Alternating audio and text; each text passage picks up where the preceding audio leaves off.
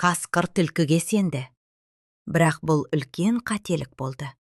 Бір күні олар орман ішінде келе жатып, үлкен себетке толы тәттілерді көріп қалады.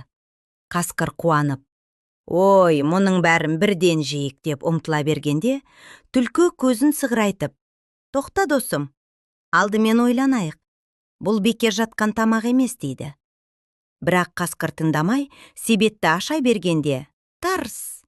Себет жабылып, қасқыр ішіне қамалып қалады. «Түлкі, көмектес!» деп айқайлайды ол. Түлкі саспай, жан-жағына қарап, ұзын таяқ тауып алады да, ақылмен тұзақты ашады. Қасқыр аман шығады. Ұялған қасқыр басын төмен салып, «Рахмет, түлкі, күш бәрін шешпейді екен, ақыл керек екен» дейді. Түлкі күліп, «Дәл солай. Ал ақыл мен достық бірге болса, кез келген қиындық жеңіледі». Содан бері қасқыр ешқашан ойланбай әрекет етпейтін болыпты. Ал түлкі ақылын достарымен бөлісуді үйреніпті. Ертектің сабағы.